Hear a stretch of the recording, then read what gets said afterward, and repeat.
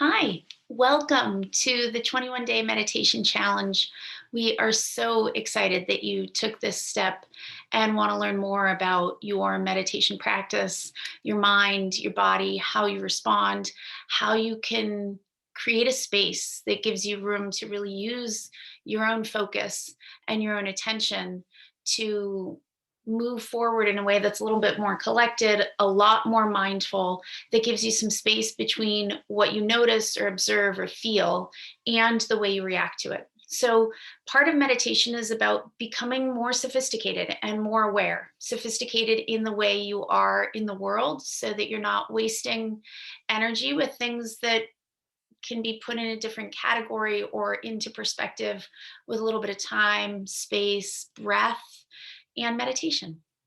Our hope is that you really do get to practice and play with a tool that we consider extremely powerful. We hope that you'll come to feel your own way through it, and there's no right or wrong way to meditate. So, all of this is a learning experience for us, for you, for us together. And we invite in your questions, your curiosity, things that feel really sticky. Meditation can get very sticky. It can be something that you look forward to, that soothes you, but it can also be something that really challenges you.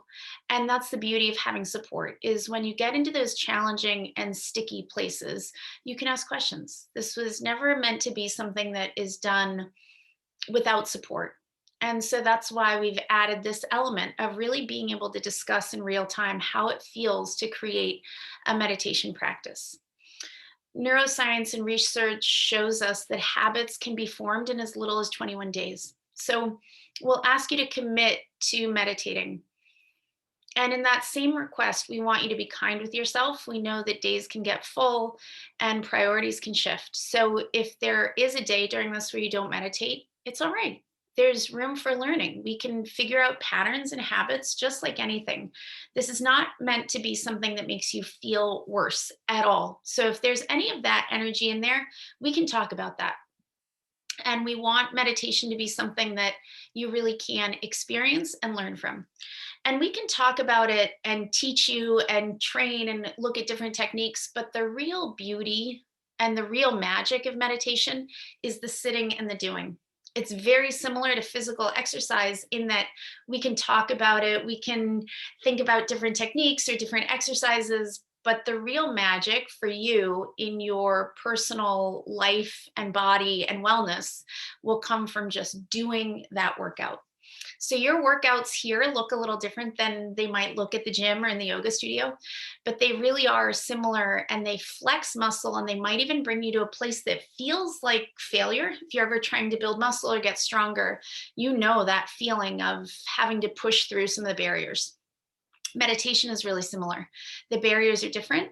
And behind closed eyes, it looks like you're not doing that heavy lifting, but trust me, you will feel that experience of really kind of finding the edge and moving beyond the comfort zone of sitting and being, especially in a world that tells us that doing is really important.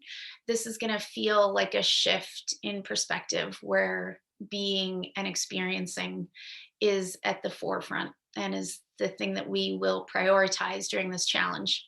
We invite you and encourage you to keep using your other patterns and habits that leave you feeling great, drinking water, exercising, sleeping well.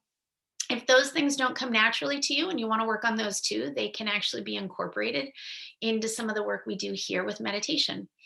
So we'll have some specific meditations that do work with sleep if you're somebody that struggles with that. We have some specific meditations that work with breath work. We have some that think about your internal voices and how you talk to yourself. We have some meditations that will look at focus for the sake of focus and judgment, the way we perceive the world and how we tie meaning to certain things. So we'll look at types of meditation a little bit more. We break them into pretty simple categories. If you do any research, you'll see that this is an extremely vast field. And we hope that you start to see it everywhere. I think that meditation is something that you'll see in corporate America, in schools. When you visit your doctor, they might recommend that you meditate. So we're hoping that this folds into what you're seeing and what you're craving and what you really need. So let's get started.